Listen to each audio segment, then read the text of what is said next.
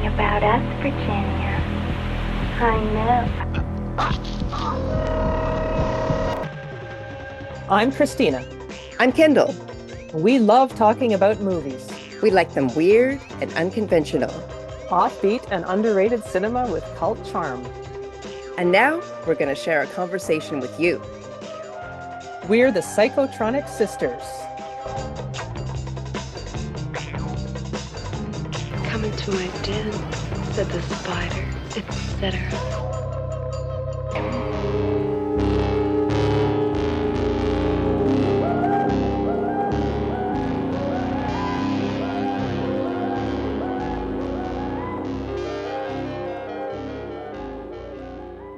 So when we started talking about Siege and Tenement and these home invasion, urban blight kind of subgenre group of movies, the one that came to mind that I had seen very recently was Enemy Territory from 1987. Yes. And which is a very similar story. It's a little maybe more, I don't want to say it's a more polished because it's still pretty gritty, but it's a little more like it has, you can see the extra years on it from 1983 to 87. It has more of that gleam, a little bit of it's a little more smooth and more of an action film. But it's very Yes. similar to these. Yeah, no, it's brutal in some respects, but it's not the bloodbath Hmm. that Tenement is, and it's not, yeah, that gritty, low budget feeling of Siege. It's definitely more of an action film. It's what I think people would go into Tenement thinking it was going to be, and I Yeah. swear that's what the X is. Like, no, it's not quite going to be that. It's gonna put you through more than that. Hmm. Hmm. I'm so glad you recommended this. It's hard to find. I mean, it's on YouTube. It's never been on DVD. It basically was on VHS, and then Arrow did a Blu-ray. Hmm. It's hard to find in some respects, but I never did understand why it is so hard Yeah. to find. Why it wasn't this huge classic? Because just the pedigree of the people in it's got Ray Parker Jr., Tony Todd, Stacey Dash, her first role, Hmm. Jan Michael Vincent, Hmm. and then Gary Frank is not a movie star. He's a TV star, a method actor, Right. but interesting choice. Yeah. Chosen to be more of an odd couple And then type Kadeem thing. Hardison, who was in A Yeah, Different World. I, that's I right. saw that face. I was like, oh, I know that face. Yeah.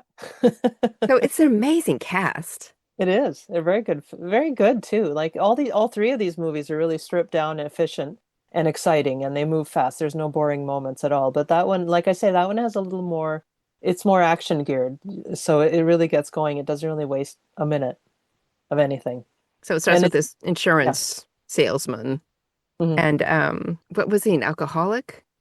Something. See, he's Hmm. he's he's derailed his career badly, so Yeah, he needs to make some money. And his right. boss is like, "Well, go to this, kind of rough neighborhood and collect this huge amount of money from this older woman who wants a policy." Right. And it turns out it's to protect her niece because, she Hmm. wants to make sure she's covered. So he goes to this building, doesn't know where he is, tries to get a boy's attention. And he's kind of like trying to talk up this girl, and he touches Hmm. him, and he has touched a young vampire Yep. gang member. Now, this one seems more like the gangs that you really hear about, Yeah. where the kind of brotherhood is solid and they will protect their own and they will be ferocious about it. It seemed more Right. like there was a code here and not just a bunch Not of just a bunch of drugged out maniacs. Yeah. psychopaths. They don't seem like psychopaths. You know what I No. mean? Yeah, yeah. It felt more kind of the result of an environment kind of a feel. Yeah. Then there's Ray Parker, who is a A telephone company telephone guy, repairman, yeah. which explains why the telephones are down. Yeah. Again, See, convenient, yeah. can't call for And help. and So there's he's a there. he Gary Frank gets once they have the confrontation, the kid goes off to get the gang and they all come back. And there's this kind of not accidental, but the security guard helping Gary Frank was they all start shooting like, willy-nilly and they end up killing the child and then of course everything all hell breaks loose because now the gang wants revenge and so they're chasing him through the whole building kind of the Raid style, if you know that movie, The Raid. Yeah. Um, and Ray Parker Jr., who is really good, by the way. I didn't when I saw this film, I hadn't known anything about his acting ability, and he does a really great job. I felt So such he a ends up sense of helping him. loss Yeah, because he's so charismatic. yeah, he's great. He's like a sexy dude. Yeah.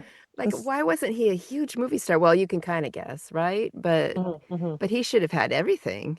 Yeah, it was a really good job. So, and they made kind of a neat odd couple because this guy is kind of he's an office guy. He doesn't want to he doesn't want to get involved with any kind of violence or anything like this. He just wants to get the insurance premium and get back home. And he plays the white guy well, just Hmm. kind of being a little oblivious. Yeah. Like there's this moment where he tries to pay a mother Hmm. for her Yeah. young child to help him. To guide them Yeah. through the secret exit. Yeah. And he's meaning like, I will pay you for your trouble. And he's Right. completely insensitive to the fact. She's like, well, I can't buy myself a young black boy, a boy. But Yeah. I don't know how she puts it, but it's like, Yeah. it's just like, wait, this is my son. And he's like, he does feel bad about it when he's told that. And I'm like, Yeah. this is my experience. Where it's just like, you're, no, wait, don't you realize? And when you point it out, sometimes it's like, oh, Oh wait, yeah. I was terrible. Why did I Right. do that? That was totally wrong. Yeah, So that's right. he's not just this completely obnoxious stereotype, I guess is what Hmm. I mean. There's more Yeah. shading to it that, and it's more insidious in some ways, and that's kind of what Yeah. happens here, an obliviousness Yeah. that makes it more kind of dangerous. Like he gets it. He gets what he does wrong and he's very grateful and everything, but he's kind of bumbling into all these situations over and over again and it's the people there who are end up helping him through. Yeah, And once again you have this diverse group because they go from floor to floor. They're in this case they're trying to get down these long hallways. The building is really nicely designed for this. Like it has this endlessly long hallways, and it really situates you so you can understand the layout, which is great for an yeah, action movie. Like it's good to know in your head where things are when you're watching these action choreography and everything. You want to know where the stairwell is and the elevator shaft and all this stuff. And they do a really great job with that. But as the gang kind of tries to figure out which floors they're on, and they're sneaking out the windows and down one floor, and then they're sneaking around to avoid the gang, and they go from apartment to apartment and run into all these different people, some of them related to each other, and some of them, because this person knows that person who can help, and then that person knows this person, and that, yeah. oh, by the way, I know the kid who knows the secret exit. And so I thought that was really neat that you get everyone involved in a different way here than in the other films. And this doesn't lean into the stereotypes quite as much Right. either. Right, that's It true. feels the people feel slightly more realistic. But Hmm. there's something also about the apartments. Hmm. This in Tenement, that it's like, yeah, people don't have a lot of money, but Hmm. you could see at least a couple of apartments where it's like it's really nice. Yes. It's done really well. It's stylish. It's a haven. Yes. And I That's the love word. that. Yep. Like, yes, there are many people who have almost no resources who can make an absolutely beautiful, Comfy. space that feels Yeah. lovely, that anybody would want to live in. And I love the respect of that. Yeah, that part was really nicely done because each apartment, like you said, is different and cozy and comfy and a nice little home. They're bringing every time they go into somebody's house, like they smash into one of the first things is where they go out the window with a bed sheet and they break the window of the place below and there's two little girls playing in there and it's the cutest little kids a bedroom, right? And it's like they're wrecking all these people's peace and quiet by bringing this problem into their lives. To save this one outsider. Yeah, Yeah. yeah, Who that's really doesn't live in impressive. that danger. He doesn't live in that danger. This is wild. He Yeah, doesn't live in that danger, but he brings all this danger to he them. And then brings it they in. got Yeah, plenty already. yeah.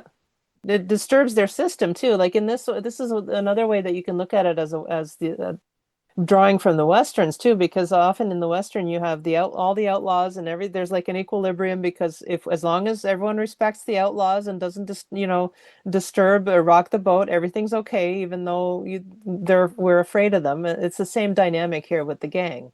As long as we can all kind of live with each other, it's not a big deal. But now this guy comes in and somebody comes in and disturbs the balance. And Yeah. now everybody's fighting. Yeah. And I mean, you see this in real life where you can Hmm. tell when somebody did something wrong, like in a game, Hmm. when it hits regular people too much and it throws it off. Like you'll see it in the news Yeah. and and you're realizing, oh, some young gun messed up and is gonna get it now, you know? Yeah. Yeah. And that's kind of what definitely has happened here. Like things intersected where they're not supposed to intersect. Like all these ecosystems keep going because they generally don't Hmm. intersect. So that Hmm. is super realistic. And also, oh gosh, it's just Tony Todd. I Yeah. I Yeah. realized I had seen the last scene of this film before once we got to that, and Right. it's just because it's really because of Tony Todd. He's so unhinged in that scene, Yeah. and you just see where things are going Yeah. because this is before Night of the Living Dead, which is where I think Hmm. the first Hmm. time where on screen he shows what he can do. And then not too long after that is Candyman. Hmm. Hmm. So I do see this as one of like three roles where you can see it really developing because it's kind of like the gang leader in Tenement where it's like he's just so mesmerizing Yeah. and one of the most Exactly. interesting characters. It's like it's in the eyes. I just saw that about Guillermo del Toro casting Frankenstein, how he's like, well, it's in the eyes. Right. So I really had that in my head when I'm looking at Tony Todd, like, oh yeah, it Yeah. is in the eyes. Just a Yeah. certain story that's there. There's something too about these films. The horror aspect of it is that these gangs are like, they're not unlike zombies too. Like, this is a night. All three of these films go through a night. It's almost like Night of the Living Dead. Yeah, You have the similarity of a lot of them of the black man being the hero, and these people kind of relentlessly trying to get into your living space from outside. So there's a lot of they're like real life zombies. There's a lot of that, and I think that in Enemy Territory they even play up. I mean, it's obvious the gang is called the Vampires, and he dies. right. He dies right as the sun rises, and he's being wiped out by as the sun comes up. So. And they seem weaker out in the sunlight. Yeah, Like, exactly. why They are all they operate not by just night. getting these guys right Yeah. away? And You that's know? it's a big deal in the plot. Like they keep telling him it's almost sun, it's almost dawn, it's almost dawn. We have to hurry up and get these people. So that's kind of a neat angle to all this too. I mean, I get why all of these movies are compared to Assault on Precinct 13 because not just the Hmm. siege part of it, but Hmm. I know Carpenter was wanting it to kind of be a zombie feel. Right. Like they had no personality kind of. And that's not the case with these movies. They definitely have more personality, but that relentless, almost mindless pursuit, Yeah. like no concept of letting down. You just keep going and going and going. Yeah. And I mean, there's other things like Vigilante. Hmm. It's sort of like that. Right. The kind of 80s crime genre, I guess. Hmm. And The Warriors Yes. a little bit too. That gang in Tenement doesn't seem like any of the Warriors to me, but Hmm. Enemy Territory does make me think of it. Like I could see that Yeah. gang Yeah. wrestling in the park with the Warriors. Yeah. And they have like a hierarchy and an order and it's, like you And said, they were more realistic looking. but also just the whole vampires thing, Hmm. like having this heightened name to make them seem more powerful, Yep. to make it more exciting, I'm sure, too, in some respects. Yeah, so the other thing that's interesting to me is this is Stacey Dash's Yeah. first role. And it makes me, and again, it's like, oh, she could have done more, couldn't she? Right. She's really appealing in this role. And I Yeah. didn't recognize her. It took me a while because I knew that she was in it, but I'm like, oh, wait, that's her. Hmm. And Yeah. this is completely opposite of Clueless, which, she's brilliant in that. But it's like I Yeah. saw more of her range. And she is the heroic woman. She's the one who goes to really get the help that they need in the end. That's And right. It leads them to Jan Michael Vincent, the guy in his doomsday bunker, panic yeah, room type apartment. yeah. And about that, another man hiding in this fortress, right? Yeah. He Yeah, doesn't like I have a said, nice, clean apartment with a gentle, soft no. light like all the other women do, Yeah, yeah, exactly. Like I said, all three of these movies have these guys who are Siege. It's not clear. I think he's just like a wannabe militant, but all three of them have like they take that gothic idea of there's somebody mad up in the attic, and you Yeah. don't, and they kind of twist it so that here you have the hidden hero, the guy who has seen war and he knows just what to do in these kinds of situations, and so but he doesn't want to get involved until it's desperate. But he takes it further than any of the characters in Yeah, any of these movies. I mean, that's a yeah. fortress. That apartment is fortified. It's fortified, it's lined. He has a little slot that he opens and sticks the gun out of Yeah. instead of a peephole, and same with the windows, and it's really incredible. Like he's really fixed it so nobody can come in. His And he his sacrifices wheelchair is himself. strapped. Yeah, yeah. And he sacrifices himself too. He comes out in the hallway Yeah. and gets shot at to save these people. And you get the I mean, of course, no landlord would want you to Hmm. do that to the apartment. So you get the impression that the landlord is probably scared of him Yeah, and may even think that he keeps things in line a little bit by how scary he is. probably Like, everybody knows him. Yeah, yeah, because if the gang is afraid of him, yeah.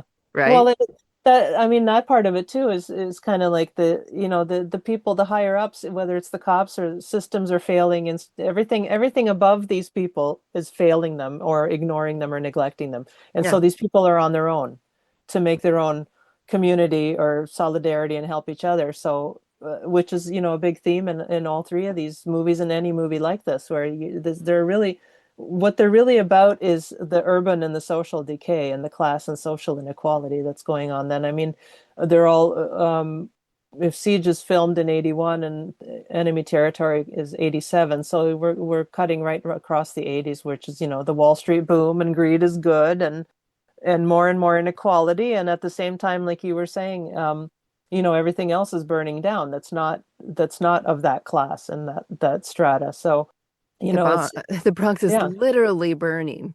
Yeah, Well, this literally. is set in Manhattan, but it's Yeah. still, Still same. It's gonna to the average moviegoer, it's gonna all be the big city, right? So that's right. what it is. It's urban, this fear, this paranoia of the lawlessness and the systems that aren't working, and all the lower classes are kind of left to deal with everything on their own, usually through violence, because, what's left? If there's no order or law, then violence it's gonna be the Old West, And the police basically. are scared. Like the Stacey Dash character goes Yeah. and they're on the verge of arresting her Yeah, because she's like, exactly. "Help us." Because And they won't listen or believe what she's saying. Yeah. then they're like, "Well, people got shot the last time they went there." Like, "What are you for? Yeah. What are you for?" Yeah, And exactly. the idea of them coming, I mean, it really comes down to, her great aunt helping herself to Jan Michael Vincent's. I mean, this is spoilery, but I don't know. It's not. Yeah. You, Everything is experience is not going to be diluted by knowing the end of this movie. I mean, right. the grandma type character gets into the guns, and it's sort of like the woman in Tenement with her baseball bat slowing down the Right. villain near the end and kind of incapacitating him enough that he can't Mhm. fight to the end. It's the same thing. She's the reason that things are okay, and the police come to clean up mostly. Yeah. It's like, yeah, they do serve a role, and they take a character to the hospital and all that, but they're cleanup. They're not. It's the citizens who have to take care of themselves. And Yeah. I mean, I have experienced that. I've had a loved one in a school shooting, Hmm. which fortunately it ended quickly. It's hard to say fortunately about this, but it Hmm. was a situation in which it happened. And then the police showed up and secured the area. So it's like, yeah, nothing more is going to happen. But Hmm. it has happened. Yeah. They can't be there all the time. I get that. But it's like their role is cleanup so often. And that is what happened in this case was that they Hmm. were there after. Yeah. And after the people have already done everything that needs to be done. Yeah. So this idea that this movie, I guess my point is this idea with this movie that oh, it's so remarkable that these people are protecting themselves. Well, no, they got Mhm. to do it. Yeah. Like, that's actually what we have to do. What's the alternative? Hmm. Yeah. So exactly. And it's like it's a kind of a reclamation too. Like they have to do the work of reclaiming their own property and their safety and security Hmm. against this attack. And a lot of these, in all three of these, and a lot of the films like this, it's the people end up fighting each other too. That's the other thing going on here. They end up Yeah. fighting each other instead of looking up because, it doesn't matter if you look up or go get them, or they're either incompetent and, not doing their job, or they're actually, like in the case of Siege, they're actually the bad guys. Yeah. And I mean, the message is pretty clear, is maybe all we have is each other, Yeah, but we know each other. And yeah, that's a real strength because and we're because yeah, people know who can do what in these movies. yeah, We're aware of what the abilities are. It's like having this tool kit, but exactly. it's our people helping each other. And I think, here I am in the US seeing this all the time lately. Hmm. People supporting each other, watching out for each other, and maybe making up for how that didn't exactly happen in COVID, how Hmm. it Hmm. did to a degree. We are familiar with a situation in where there are people who need help, and now we're a little more like, oh, well, this is how you really do it. I am seeing that. And it's the Hmm. same thing where it's like, well, what skills do you have? Yeah, Do you have a little extra cash? Do you have a thing you can do? Like, what is it? Just jump in yeah. and do it. Do your thing, whatever that is. Yeah. Yeah, Yeah. and all those different skills will fit together like they do here. Yeah. Everybody brings their thing to the table, and it all kind of clicks together somehow. Yeah. You know, my major takeaway with these three films, though, is like, I just do not get why Enemy Territory isn't better known. I don't Yeah, know. I was not able to figure out if there was a problem with distribution, if it didn't uh, have a big enough star. could be. I mean, it could be all of those things. It's like I say, it has the polish of a really good action movie from that time, like a big mainstream one. Yeah. It has a little something extra from the other two, which are more like we said, more gritty and more Yeah. low budget feeling, obviously, really super exploitation. This one is like, easily could be a very commercial action film. Yeah. And I mean, those other two were meant to make some money, but not be big budget. Hmm. Like, Hmm. it's specifically exploitation. It's specifically, let me make this independent movie and make a little cash. Yeah. Like, so I get that they probably got what they expected from it and Mhm. probably more now. They were not anticipating streaming, a cult reputation, that sort of a Right. thing. Enemy Territory, I just never hear anybody even talking about it. No, exactly. I don't even know how I found it. Probably by looking through Siege and Tenement and finding similar ones at the time, or people recommending similar ones, I'm sure. Yeah. Because it really is an obscure one, but really highly recommended. I mean, all three of these are to anyone listening. Hopefully you've Yeah. seen them already because we spoiled them all, but they even not even if you're just listening, Oh, there's no way. they're you gotta see them. They're really good. Yeah, they have their own, they each have their own vibe, even though they have all these things in common. Hmm. Hmm. And I mean, just the idea that it as violent as they are and as bleak as the settings are, they Hmm. really all kind of lean on the idea that we got each other, but that's enough is pretty wild. Yeah. So what's your takeaway, of these three? Like what just, Just like I was saying, when you're watching them and you think, gosh, some of the scenes are so brutal. It's kind of rough to watch these and everything. But then you think, well, okay, but what are these movies really about? And when you come down to it, like everything we talked about, the community building out of necessity, the people who are violent and what they see as their own, their own necessity. They have their reasons, and the whole statement on urban and social decay and how inequality, leads to this kind of thing. And then to different degrees, these are pretty progressive and have a really good message about everything from tolerance to working together and that people can overcome, even if they have to act on their own, they can overcome these evils and bad guys and everything.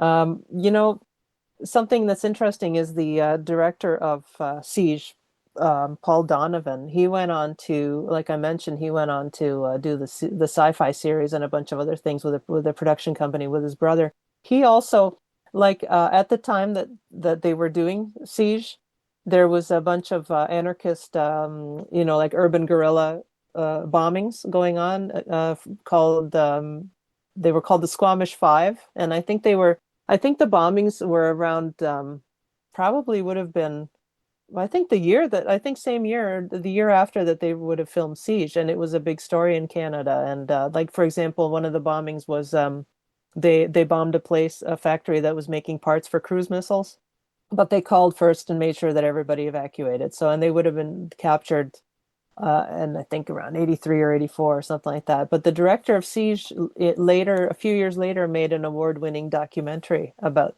Oh, wow. that group. So, this is kind of adjacent to the topics here too. Wait, what's It's the name kind of the of, documentary? I think it's the Squamish Five. That's The what they were Squamish called. Five is what is okay. I Okay. believe. Yeah, I would have to check for sure. But and the guy who played I think Chester, the next door neighbor in Siege, who's the one with all the weapons and he makes the bombs and explosives and everything. He went on to a writing career, and he worked quite a few years for Corman, and Oh, wow. yeah, and acted and wrote a bunch of the later Corman movies in the later 80s. Yeah, Yeah. it surprises me with the Tenement and Siege because it really seems like this was it for them, but it really isn't so. There were some Mhm.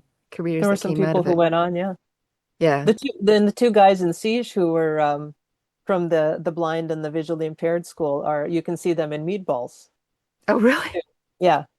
And I think one other guy too. And the guy the head of the gang, the New Order gang, the older guy, the guy that comes in to clean up all the Oh, yeah. He was very polished. You could tell he was a little yeah. different He was in as an actor. he's one of those familiar faces that you see in different places. Like I reckon the one I think probably the people would know the best was in the X-Men movies. He's the bartender when you're first introduced to Wolverine.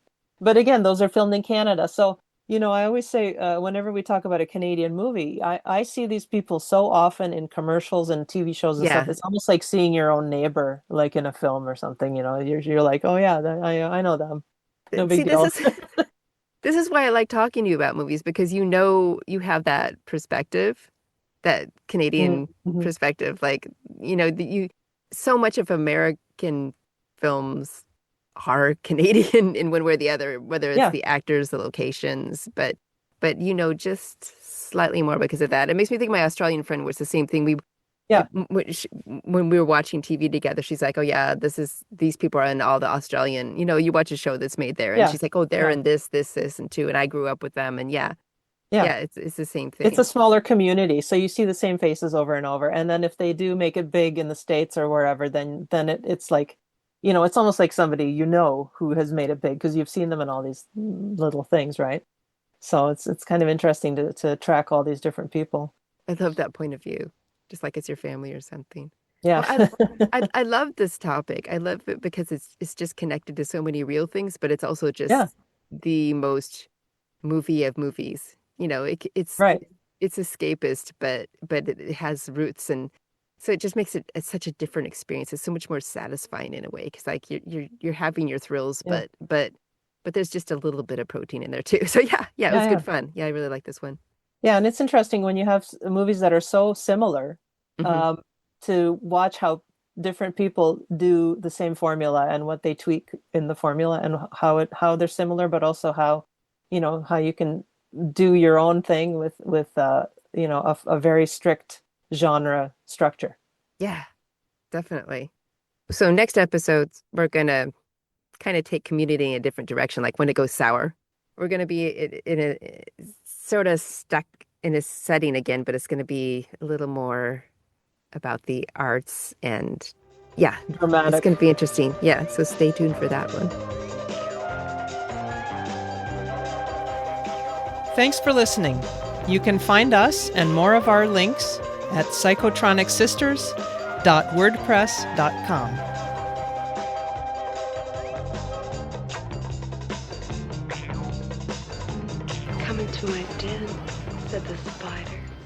etc.